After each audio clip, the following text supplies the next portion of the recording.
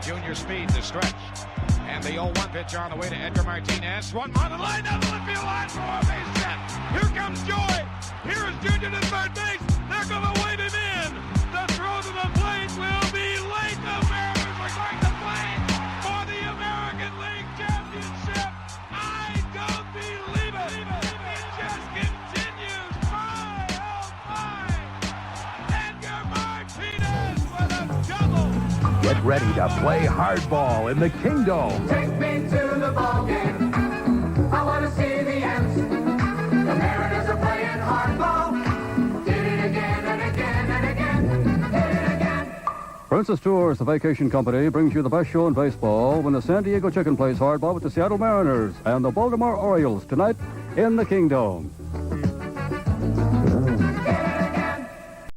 Rye Bread and Mustard, a Mariners podcast. We have the one and only Mr. Tom Hutler. Do you have any of your favorite stories from the Kingdome? There was a time we had an earthquake, and so they were going to evacuate the building. So I was like getting up to go leave, and they go, "No, you can't go. You got to read these safety things." It's like, do we need to tell them that there's smoking's only on the exterior ramps? Yeah. And Dave came shooting past. He signed off. I'm going, wait, I'm the only one here. Listen and subscribe to Rye Bread and Mustard, a Mariners podcast, wherever you get your podcast.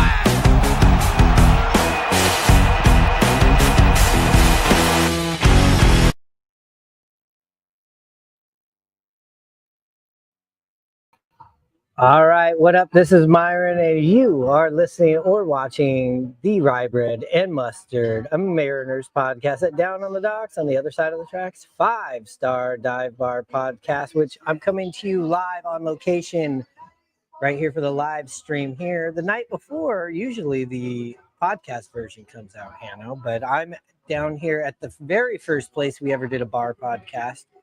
The good old Boxcar in Magnolia. If you're watching us on YouTube or on X or Instagram or any other like illegal Russian sports feed gambling website, you'll see right behind me.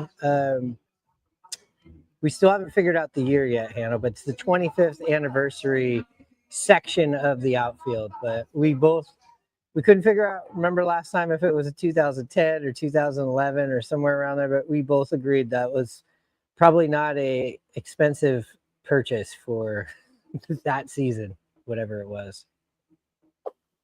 Yeah, you're right. I mean, that was a god-awful lineup that year. They all were kind of after 2003 up until the 2020s. You know, I always think about it when we have a podcast, if you're like always, it doesn't matter if it's this podcast or other ones I've been involved with, if you're always like, man, if we had just started this a few years earlier, we'd be bigger. And maybe that would be the case with Rye Bread and Mustard, but God, just think about all of those terrible years we'd have to continuously be talking about the Mariners. Yeah, we're not talking about them, but they're etched in my brain. I remember them all. Yeah. I don't know if it would be a fair trade-off. This podcast would be bigger. You'd be making a good amount of money. Maybe you'd be on the show, but you'd have to sit through 15 years of Mariners baseball to get to it. I don't know if I could sign off on that.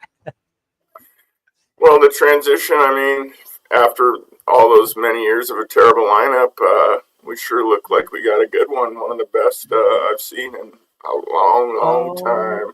Oh, my gosh. I know. You know what? It is a bunch of peaches and cream here on the podcast. And well, we could sit in it for a minute. It's been an amazing week of baseball. Last 10 days of baseball. Part of me is like, oh, I'm glad we have a day off, and I'm glad they have a day off. But then at the same time, that the jonesing for a Mariners game and the way they've been playing, you're kind of like, man, I can't wait for this road trip to start. I wish it started now, but we're recording the night before. It's coming out the morning of. So, how did you feel today waking up knowing the Mariners didn't have a game?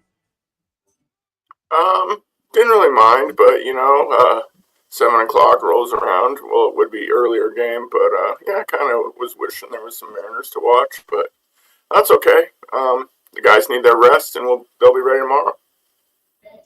Yeah, they're going to be starting this series off in Baltimore, and then they got to go on to Queens, New York to take on the Mets, and they'll be there for a couple days, and then that's going to be like pretty much a shit, shower, shave kind of situation. Then they're off to Williamsport for another shit, shower, shave.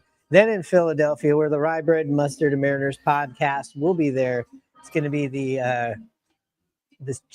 rye bread and cheesesteak editions. Yeah, I mean, hopefully this road trip before we get to, where you're going to be, starts off good. The Mariners haven't played Baltimore very strong here lately. I think they've won only like 2 of their last 12. And then the Mets, have been just shit in the bed, but hopefully we're getting them at the right time. And then, yeah, quite a matchup you're going to be seeing in the city of brotherly love. That's going to be awesome. Yeah, I'm hoping Cedric Mullins can take it easy on us. He seems to always kill the Mariners when we play him, if I'm remembering correctly. That's right. Yeah. And then they had that first baseman that the Mariners were pretty interested in. I've already forgotten his name, and I'm glad they didn't go get him because, look, there was a bit of an argument for Josh Naylor maybe being player of the week last year in the AL. What a week he's had. What a pickup he's had. Let's just start right there with Josh Naylor. I mean, to me, this is the biggest impact trade at the deadline that we're already now got a lot more of the season, but right out the gate, we're just impactful. You're not waiting for it since maybe Luis Castillo when we got him a couple years ago and he was just strangling people.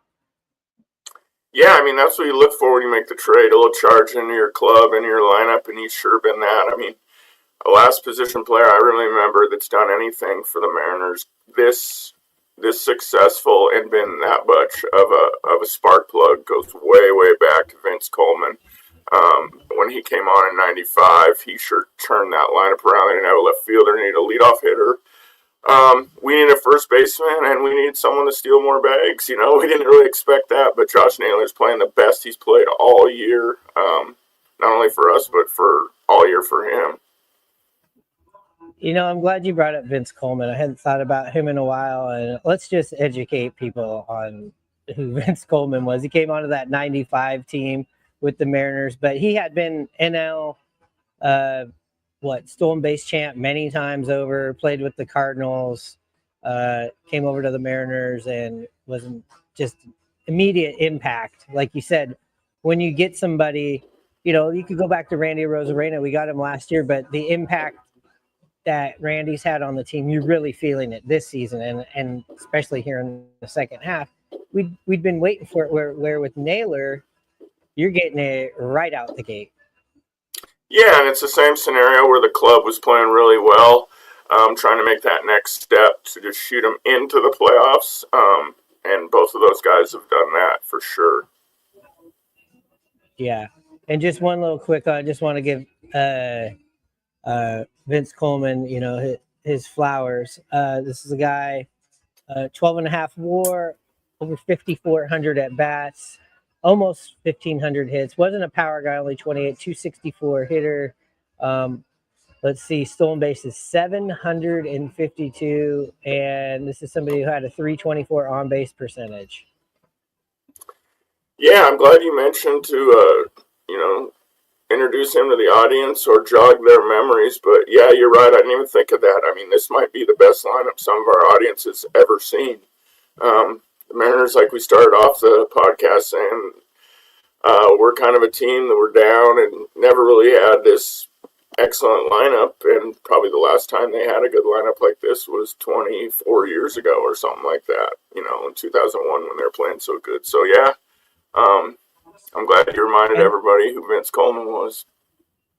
And the thing about 2001, you had a lot of guys playing at their absolute best or having career years where honestly there's guys on here. Sure, Cal's having a historic year. Eugenio Suarez having one of the best years of his career.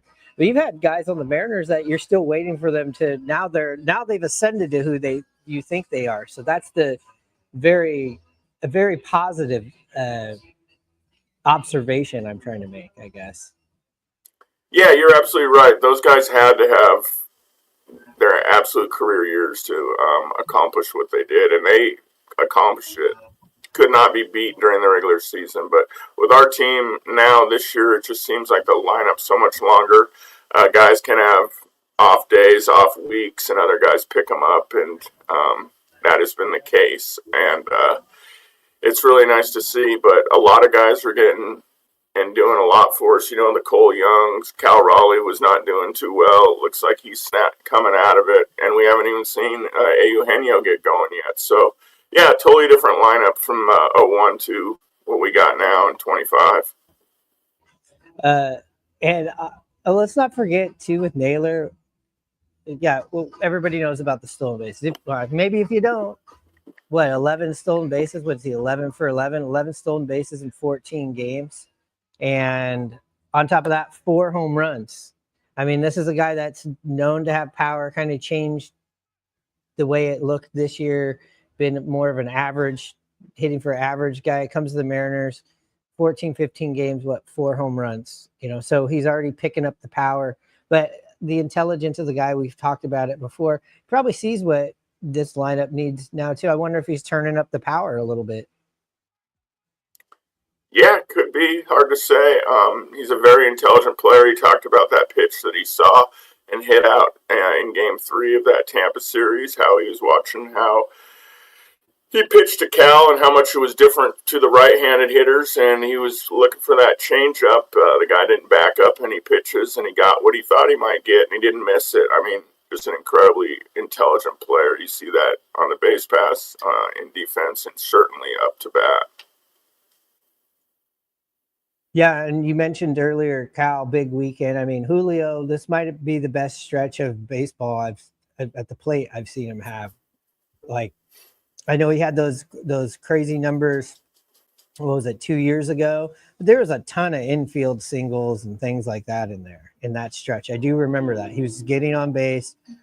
He was having streaks. I mean, the way he's driving the ball right now, and for him to come out, especially on Ichiro's after Ichiro's speech and number ceremony, and you know how much he means to Ichiro. Ichiro looking over, as the title of our episode says, and seize the moment. And you had your 2 biggest stars that you're building around, at least offensively, and they're the ones with the contracts. They go out there and absolutely put on a show right out the gate on Saturday night. Yeah, I mean, you can tell Julio's in a good spot. He's in a real good spot. You see him enjoying himself, big smile, getting after it with the crowd, whether it's when he's in the field or after a big hit or anything. You know, he's just a big emotional type player, and you can tell things are going well for him. We haven't seen this side of him like this all year. No. And just being surrounded by all of these other perennial all-stars, a perennial MVP, perennial home run kings, you know, you also have guys on the team that maybe aren't the superstars but have been to the World Series and been in the playoffs, where when you go back to 2022, yeah, you had a couple of guys that were there, but no big names, no big stars. Yeah, now he's surrounded by it. The pressure's been alleviated from him. You're right. It just looks like he's having the best time, playing the best ball, being free. When he's always had a sunny disposition about baseball, but we were seeing frustrations out of him in the last couple of years, and him definitely being down about things. And yeah, you're right. We're getting the best version of him right now. Yeah, he's definitely turned it up. I mean, you're right. He is a happy-go-lucky player out there. He always looks like he's having a good time. But to me, he's amped up even more and turned up the juice, and he's just having a great time playing ball. Yeah. I also enjoyed this weekend, of course, Cal Raleigh. We talked about it a little bit when we were down at Tacos and Tequila, if you remember. You probably don't remember anything we're talking about. But last week on the radio, or a lot of shows were breaking down like, oh, what's going on with Cal? Whoa, what's wrong with Cal? In the midst of this winning streak, let's not forget. And this entire time that they've been talking about these last couple of weeks, oh, what's wrong with Cal? I don't know. He's hit about 4 home runs, in the last 10 days. Caught a shitload of great games. Absolutely. I mean, I do remember, and I didn't bring it up, was, in years past, you get rained on at T-Mobile Park, which we did that last week. You usually think that's a downer, so it's crazy. I go up to use the restroom and then walk out, and I'm getting drenched. And you would think that's bad juju, bad luck for us Mariner fans who know how luck can turn so quick. But, man, I can't say that. But, yeah, for all the people or you and me talking about should Cal be moved out of the 2-hole, I think they might know what they're doing, and it's a good spot for him. Yeah, and I also heard him say, I think on this interview on Sunday, after he had a great weekend, oh, I like hitting in the 2 slot. Well, there you go. Why would you move him? Well, you know what? I did like Randy and Julio back to back because of the energy and the 2020 power and speed and this and that. But it is a nice breakup of Cal Raleigh at 2, and he's deserved the 2 slot. You look around the league, that's where Ohtani's hitting, that's where Judge is hitting, so, and that's where a lot of these top guys in the business are hitting now, and that's where Cal needs to be at.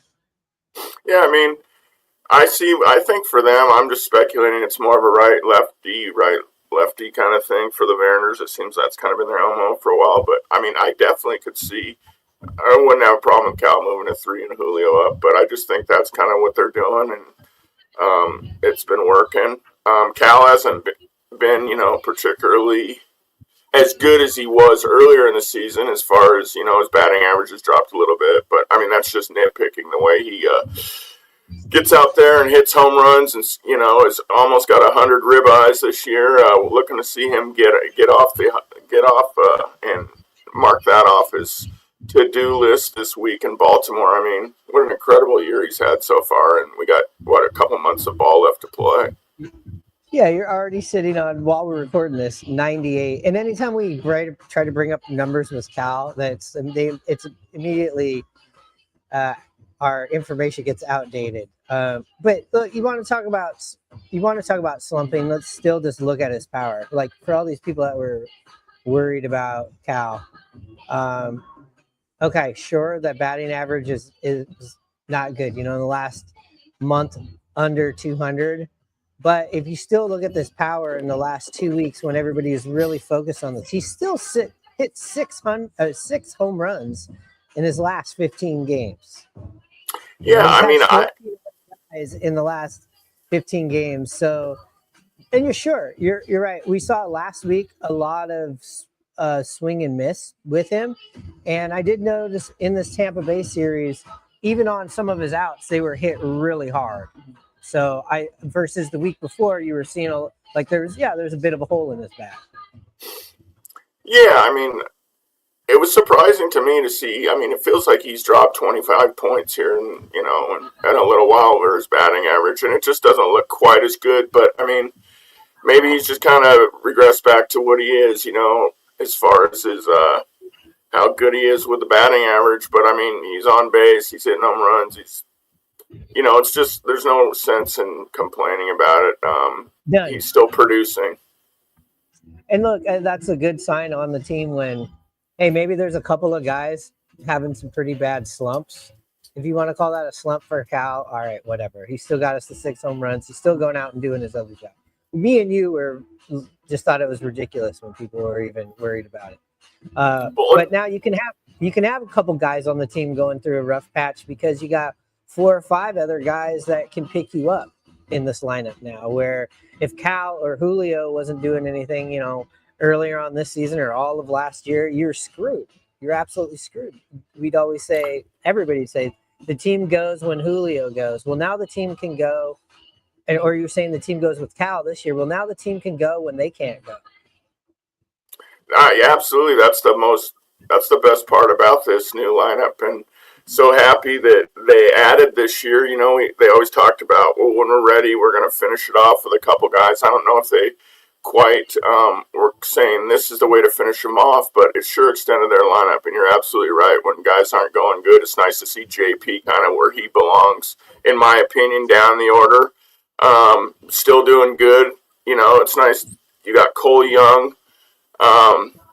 Being really good. I mean, it was not a surprise. I didn't know too much about him, but he's sure on a tear and looks really good in the 9-hole. Polanco's down in the 6-hole. You know, Polanco's not a guy you want to see up in the, 2 or 4 or 5-hole. He's slotted more to where he's best at, and which makes the lineup the best at. And so it's just really good. And then you got Canzone really, taking advantage of his time out there and getting the start and coming through. And what's been really impressive is how he's hit against lefties for me. Absolutely.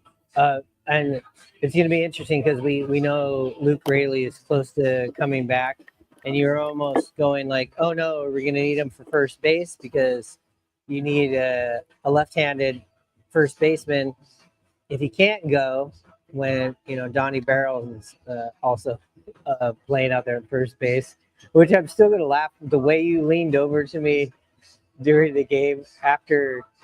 I don't even know if he got up. I think he didn't even get into the game. One of the games he was on deck and just didn't get in. And he went back and he leaned over to me and he goes, I never want to see that guy again. And I don't want to hear about him again. I got woken up Friday about 1:30 a.m. because someone's texting me their stats. I got a text saying Donnie Barrels 2 for 3, 1:30 a.m. in the morning. Good thing it was a Friday night. Someone's got a fetish. I immediately rolled over, went to sleep in about 2 seconds. I just was trolling your ass. I was looking through that. That was the one game that Naylor didn't play. That's the other thing about Naylor. Sure, he got edged out by somebody who had a pretty good week too, hit over 500 or whatever. But he come back from an injury and still performed that way. And we didn't even talk about his defense. I mean, this team, since the trade deadline, people were worried about Eugenio taking a step back from what Ben Williamson was doing. And prior to that, having some shaky defense over at first base. There were good moments of good for, I'm not saying that Rowdy came in here and was completely terrible, or Solano has picked it. Rayleigh's had his moments, but we also have seen where they've been limited. And with Josh Naylor, man, with that glove, I mean, doing the splits, you even see like there was a play in Sunday's game. It ended up not materializing, but it was a ricochet, I think, off of Wu to Naylor.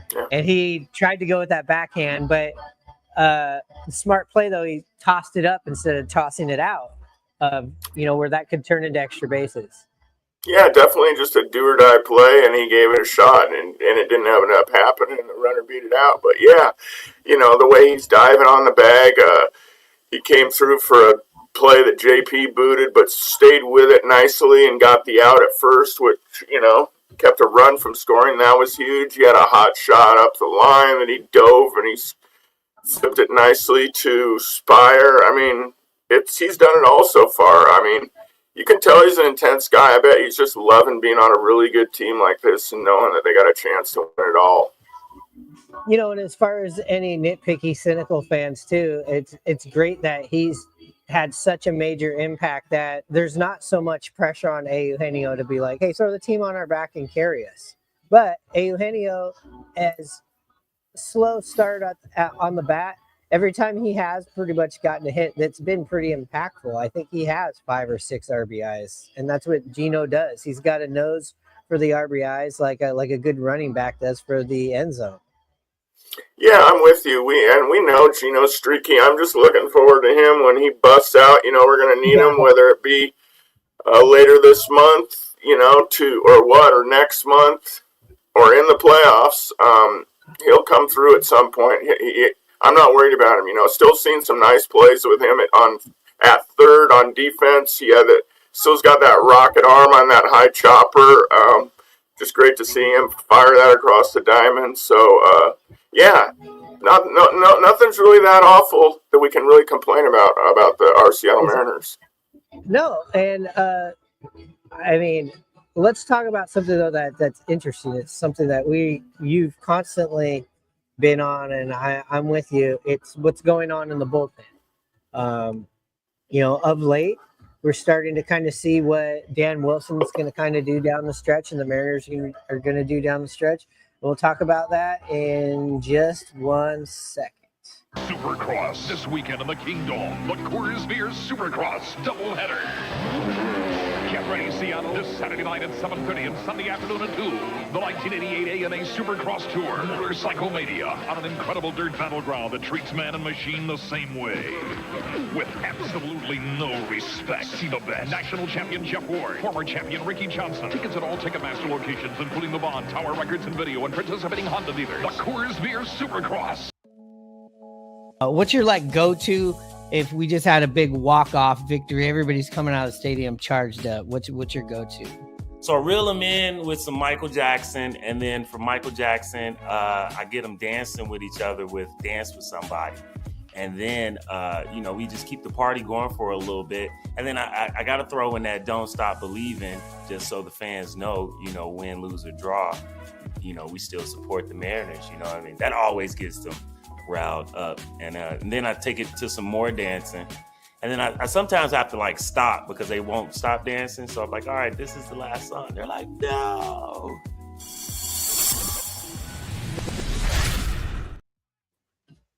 So we were talking a bit about this ourselves, and if you've been watching the Mariners and known how they've been closing games out, it's constantly been Andres Munoz here in the last year and a half, pretty much since the start of last season, because Brash wasn't around. This week we saw Wilson go to Brash. We all know, and it's been said, hey, it's because, listen, they've had to go to Munoz so much, giving him a little bit of a rest. But it's been an interesting look, and we're getting to see another side of Matt Brash in that role, because we have seen this before, if you can remember a couple of years ago. I mean, after Paul Sewald, it was kind of a jump ball, wouldn't you say, for the closing spot? And Scott Service used both, but it ended up being Andres. We've got to see that a little bit this week. What do you think about it? I think it's the right move. I think it's kind of a thing where he's trying to rest Mooney a little bit. He pitched the day before, I believe, so he's giving him some time off and giving Brash the chance. And Brash, like you mentioned, is comfortable, but it is new for him. He hasn't been in that role in a couple years with the Tommy John last year, but he mentioned in interviews how comfortable he is closing out games and how exciting he gets, and the adrenaline that comes through his body as he comes into the game. So, we might need him. You just never know who's going to have it that day, especially in the playoffs. It probably won't be quite like that because they'll have days off in between playoff games for the most part. But if one of them falters, you got another one there to step right in. For me, the bullpen, still it's the games we watched this week with the White Sox and even the Rays. The Mariners have let teams crawl back in, and then the bullpen comes out, and I still get nervous and pucker up a little bit. But the way with this lineup, they've added on, and it made me feel a lot better. But there is going to be, since we lost Thornton, there's going to be some guys put in the role besides Spire and Fergie. So, we're going to see those other two guys that have done okay, and we're just going to have to live with it, I think, down the stretch here. Who makes you nervous out there that's in those leverage spots? Vargas and Bizarro. Yeah, they've both done really good at times. Agreed. Bizarro especially. Vargas, when he starts to get a little wild and not be able to hit his spots. When guys start walking guys, it just drives me up a wall because it seems like they always come around to score. And so with Vargas, it's mostly his wildness, but if he's on, he's on, and he's been put in some tight situations throughout this whole year and has come through. But I still, being a Mariner fan, I get nervous at times with the pen. You're right, like a very rested Matt Brash and Munoz. I'm definitely fine and not too nervous, but you're right. When these other guys, it's got to be Vargas and Bizardo, just because of Bizardo's what his resume has been before this, and Vargas not with much of a resume. I do feel a little bit more secure with Caleb Ferguson, just because he's played in so many more important games than most of these pitchers, and also having a second lefty out there is great. But I would say that's your six, right? That's your main six guys out in the bullpen. Yeah, and don't get me wrong, when Brash and especially Munoz, go to the 3-ball counts or walk a guy or two, they make me nervous as well. There's no doubt. But the guy like what's his name? I can't even say his name. Casey Legumina. Yeah. I got it. He's the type of guy that, if you're up by a bunch or down by a bunch, you kind of set him in there. That's how I kind of see it now. Yeah, he has Bizardo's old job. Yeah.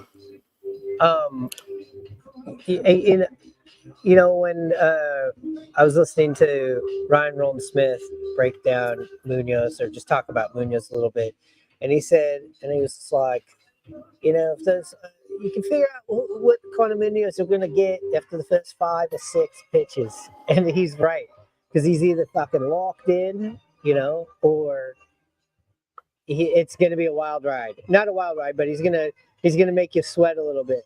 But he is right. When he just comes in there and he's just slicing and dicing right away, usually good things happen when that first batter gets on. But with any situation in a safe situation, anytime there's a walk that happens right away, leadoff hitter, a lot of times it doesn't end very well. Absolutely.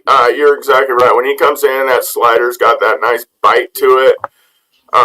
Just back foot and fools. You're feeling pretty good. But when he's not hitting his spots and then he tries to come in with a fastball and that's a little up and away, yeah, I start sweating too. It's going to be interesting to see what happens with Santos, because we've all dreamed about this. We've all, since the second he was acquired, where he was injured, and everybody knows the backstory.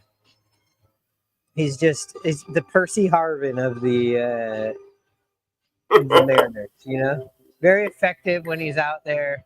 But, you add somebody like that in going down the stretch, it's going to be pretty good. I mean, if you could grab another arm with somebody that's just got some, just that nasty, and just having that guy around, just I feel like he does bring that fear factor to another team, to be honest, because he's big. He throws inside. He throws that weird, crazy slider, which I guess has just as much break and movement as Munoz and Brash when he's going. So, yeah, he was effectively wild and definitely scary to jump in the box on him when he was good. And he can rush it up there, and he misses bats. So maybe he can figure it out. Maybe he'll get the call. It's hard to say, but with like we talked about before with the other guys that are on the injured list, Raleigh, and the other guys, it's sure a nice bullet to have in the holster, that we could, have on the team. So it's a good problem to have. And Robles too, for sure. So I have heard rumblings, but we've never heard the Mariners say anything about this. When Bryce Miller comes back, is he just going to assume the 5th spot in the rotation? Or I know there's rumors or opinions that maybe you might see him go to the bullpen.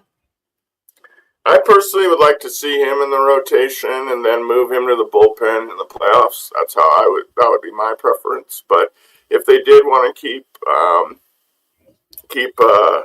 him and just put him right into the bullpen and keep how things are, I'll go with it, But my preference would be to have him be the starter down the stretch here for 4 or 5 starts.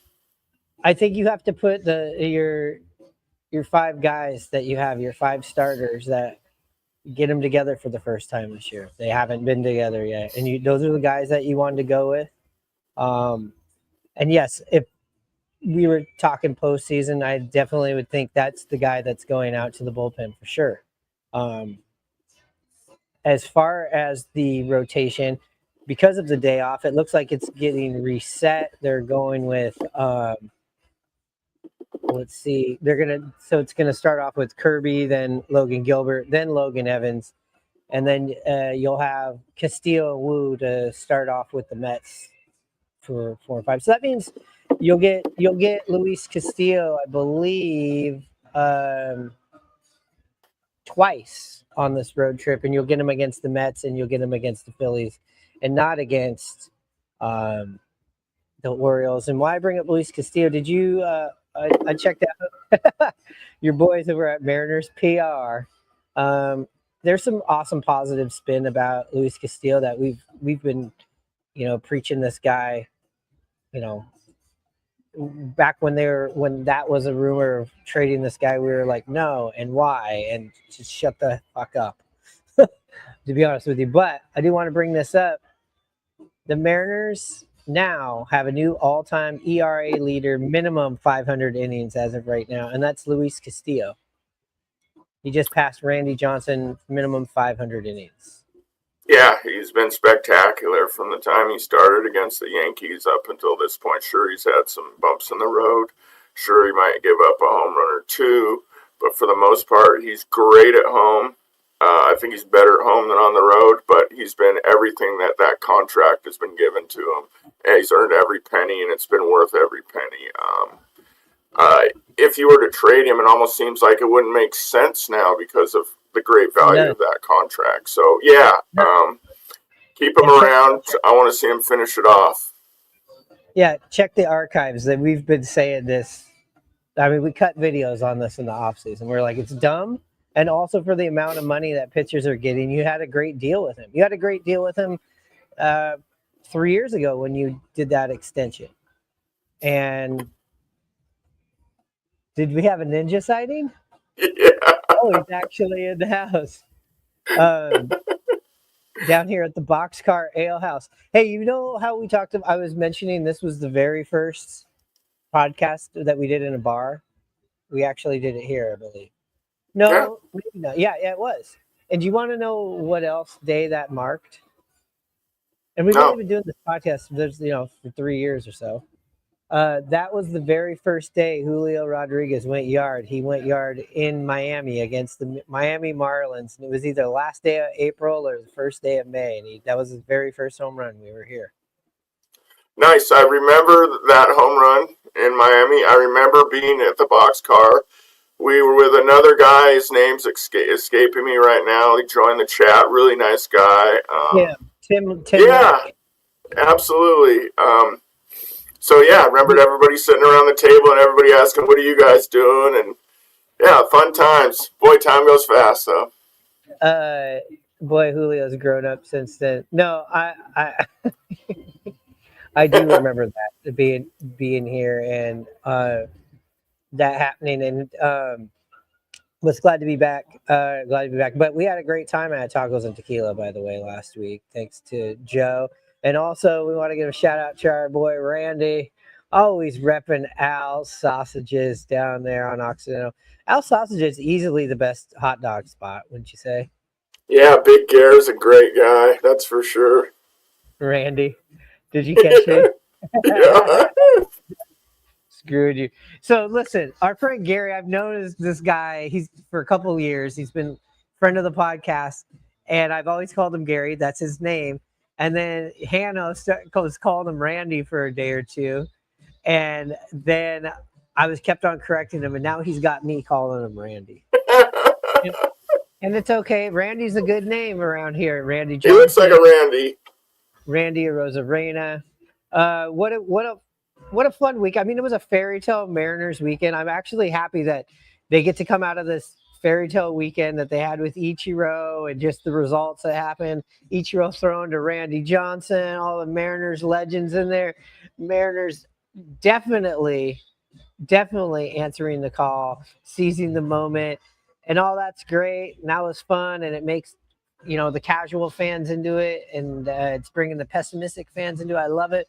But now we're getting back to the reality. Long, hot road trip, as well as, it's not going to be a cakewalk to the end of the season when you look at the schedule. No, before I go to that, I just want to touch on the ceremony. We talk about it all the time. Mariners do a great job. Another wonderful ceremony.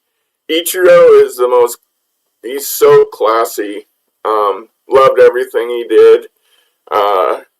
Looks spectacular in a suit. I don't think I've ever seen a man look that good in a suit. Just stylish. But man, the way he thanked Randy and his whole speech and addressing the team, it was phenomenal. But yeah, I'll finish that thought and go back to what you were asking about the road trip. Yeah, this is a tough road trip. Like we mentioned earlier, not successful in a long time against Baltimore.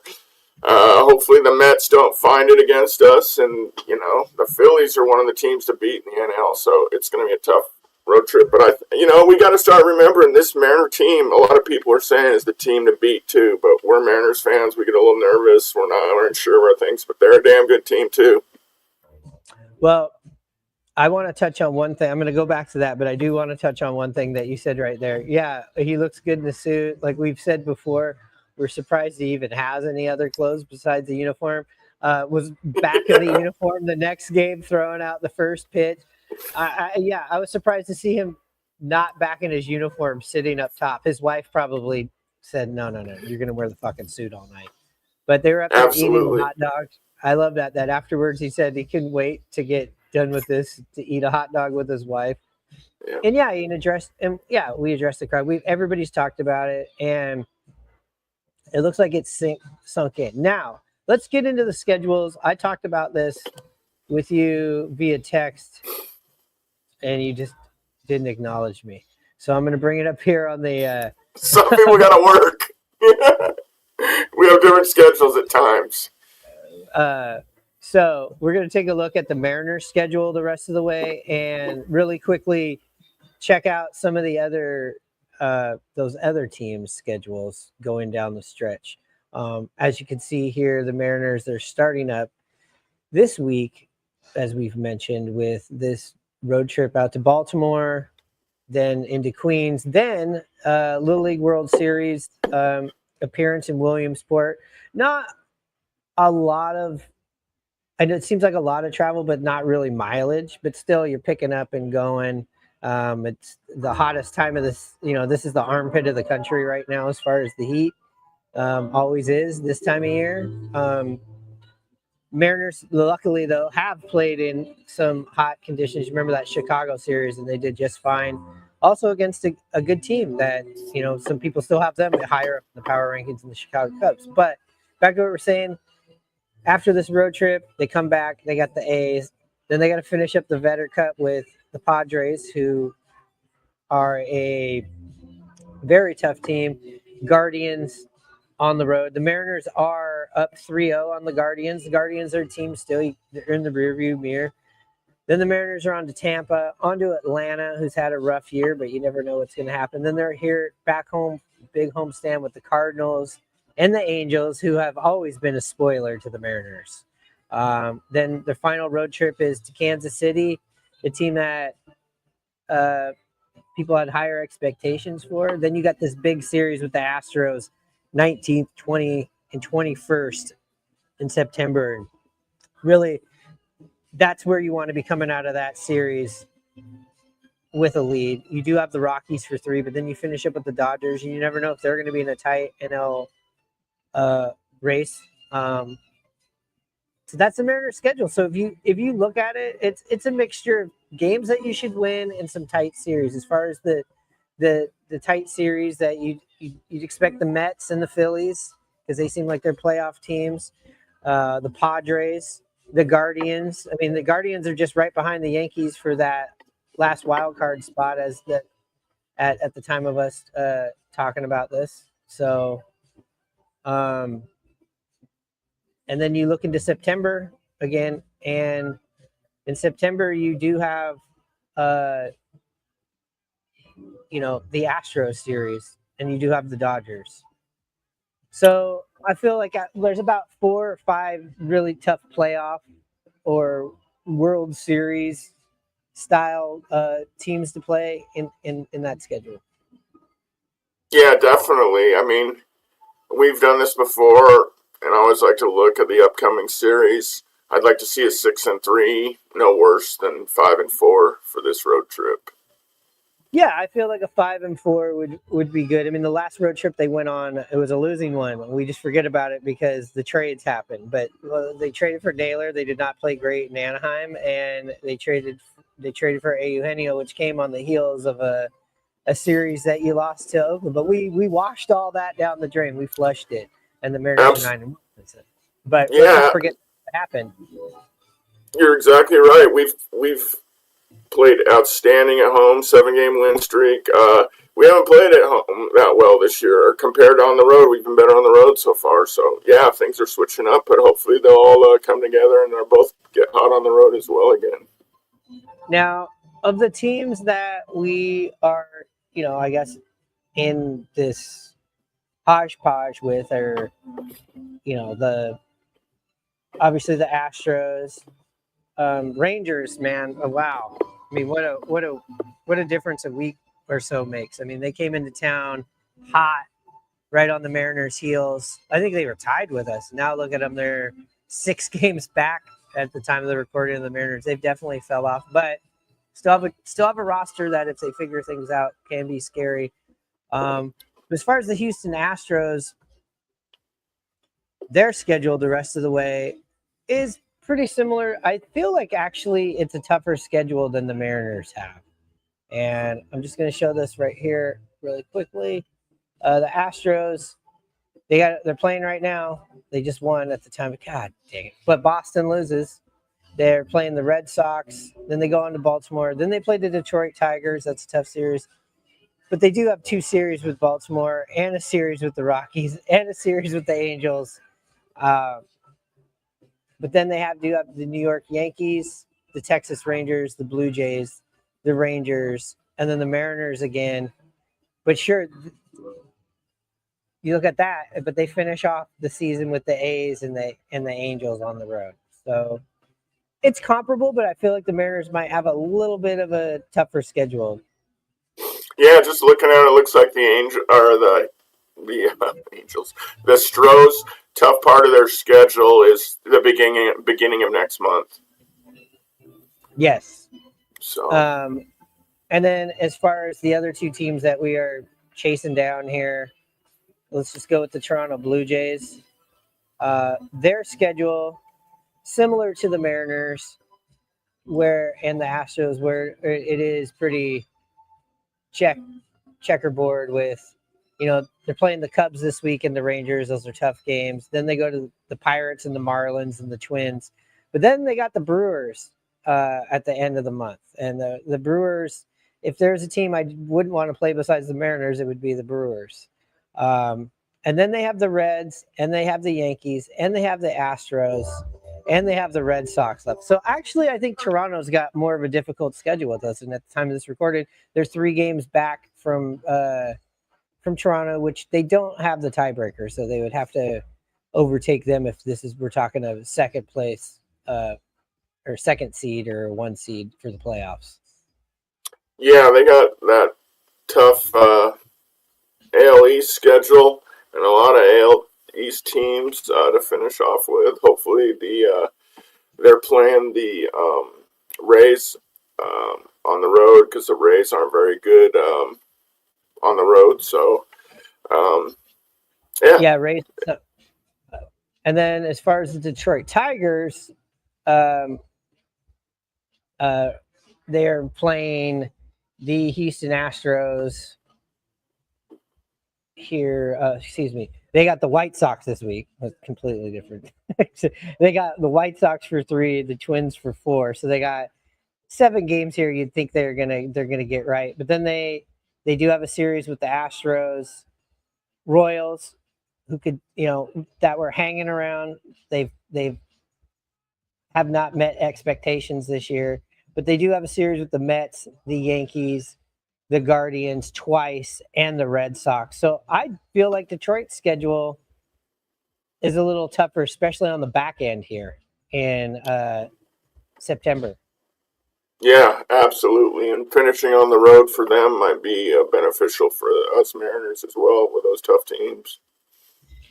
And Cleveland's in there, and I do want to point out the Yankees because they are one of the other teams that are, and they have an interesting schedule. It seems like right now they're going to be. Let's see, I'll pull their schedule up. They seem to be in that kind of in the same. I feel actually. Let's go through it. I think they might have the easiest schedule out of everybody. You got the Twins right now, the Cardinals and Tampa Bay on the road. Then you got the Red Sox, but then you got the Nationals, and then you got 4 with the White Sox. And then it gets a little bit tough here. The start of September is where it's going to make or break with the Yankees. They got 3 with Houston, 3 with Toronto, 3 with Detroit, 3 with Boston all in a row. That's a tough 2 weeks, but Good. the reward. Well, let's not start getting too crazy yet because they finish up with the Twins, the O's, the White Sox, and the O's. Hopefully, they have their bullpen figured out by then. I don't know if they will. So that's where we're at with these. I thought that was up on the screen. Sorry. So that's where we're at with the schedules. Got a couple comments here. Seth, I was there Saturday. Could hear the boos when. The boos. Okay, I was there on Saturday. Could you hear the boos when Stanton came up to speak on the broadcast? I'm glad he brought that up. Very impressed with the crowd booing Stanton. I could hear it. And it sounded to me like the Mariners then turned up the music, so it wasn't quite as loud when Stanton came to speak. So shout out to the Mariner fans. That was awesome. One of my favorite parts of the whole ceremony. They pulled an old Vince McMahon move. They're like, we don't care if you're going to cheer him. We're going to hit the boo button. If you're going to boo him, no, that's our hero. We're going to hit the cheer button. Yeah, I could see that happen. I mean, that guy's got to know that that's happening. And I love how he just doesn't acknowledge it too. And not even a statue of Ichiro is going to make us. I mean, you're cheering for that, but I'm sure it would have been a louder cheer if you let somebody else make that announcement. Yeah. Anybody. He's the owner. We got to give it to him, I guess. I don't know. They should have had Gary go down there for Mouse Sausages and had him do it. Yeah, but we got to put this homestand behind us. I'm glad to get into these. I mean, these are tough tests for the team right now. This is the first road trip all together with this group. So, and go ahead, Hannah. I was just going to say the one thing I really like with how the Mariners are playing now is, they've won a couple, lost a couple, but stringing a bunch of games together like they have 7 in a row now, it's huge. Even if they lose in one and then start a new streak, the minimum is winning series, but them putting together quite a nice streak like this is key. I don't really, going into the season and certainly at the deadline, I didn't think they were going to make this push this quick, but they've impressed me. So keep it up, boys. Yeah, and when you put these streaks together, you want to have a couple of them all year. Well, they had a 6-gamer, but then they also had a bad losing streak. It really offsets stuff to, you can put a 9-10 game winning streak together. Then if you end up playing 500 for a long period of time, it really doesn't hurt you that bad. Because you're obviously not going to play at that clip. I mean, who knows? But yeah. Oh, and one other thing. We're into our one other thing section of the show. Yeah. I do want to mention, man, I'll tell you what's a bummer that this road trip's over, or the homestand's over with. No Jay Buhner in the booth for a while, probably until they get to Houston. Yeah, definitely enjoyed Jay. Brings that, former player atmosphere. He likes watching good baseball just like us, and he gets super excited talking about it. It was cool. Yeah, I was pretty sure he was about to come in his pants when Naylor hit a home run when he came back. He also had just some, how you love his just the way his words, the choices of words he used. Like, what's it, buggy whip, or what's he say? Back leg Buggy, it. back leg it, buggy whip. Is Oh, that the other one? yeah. Buggy whip. I like when he's in the booth, but I really like when he's on the radio because he really has a real fast rapport with Rick Riz on the radio. And he was mentioning that he kept on telling Cal Raleigh, betting him $1 for these home runs, and he kept on doubling down. And apparently, he was putting $1 in Cal Raleigh's locker after every home run, or something like that. He was mentioning that. Cool. And I'm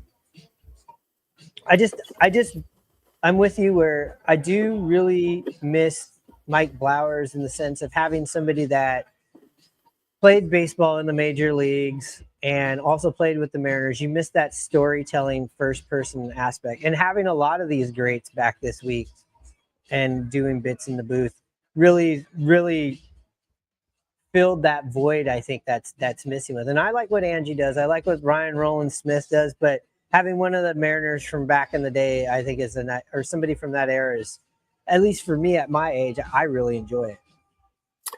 Yeah. I do love it. I like it when, Goldie bounces stuff off them about strategy or what's the mindset of the player, up to bat. Depending on what he was just thrown, all that kind of stuff is real fascinating. But yeah, looking at those guys that came for Ichiro's ceremony, sitting there behind him, some flat out studs in this organization. It's a shame we haven't been there yet, but hopefully it's this year we get to the promised land, because those are some good players that were right behind Ichiro, including him now. Yeah. And I also want to say I love when Jay Buhner calls a home run a ya-ya. Yeah. He went ya-ya. He's got all the cliches, baseball cliches. It's just like being back on the diamond ourselves here and things. But yeah. He loves the double steal. He just is really in love with this team, and it's just great to hear that from Jay Buhner. He goes, this is good, smart hardball, just good old fashioned hardball. He just reminds me of like John Gruden when he'd be like, smash mouth football. Yeah, and I mean, he still takes his little shots here and there, saying how, talking about his team in 2001 and even 95, they just didn't quite have the pitching and didn't really go out and get somebody, especially in 01, to supplement them. So I like those little shots that he takes too. And I love when things were happening positive for the Mariners, where he goes, "Do you hear this ownership? You hear this? You know?" He's definitely a live cannon. We love having JB there. Well, anyways, we're running out of time here, but as you can see down there on the screen, where are we at right now? Oh yeah, make sure you go check out Pioneers Tacos and Tequila for any of your pregame or big concert stuff.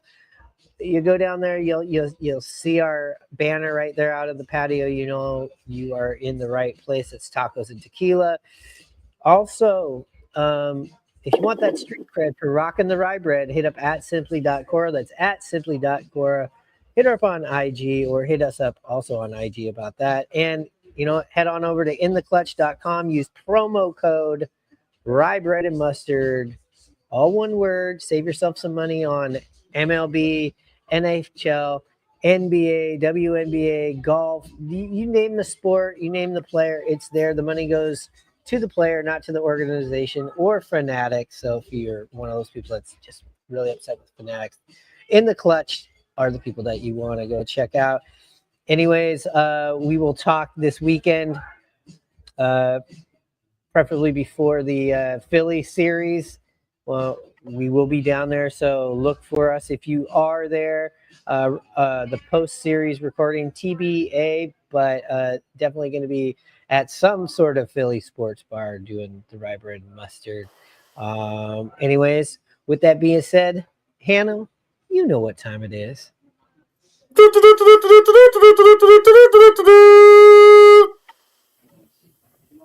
Church.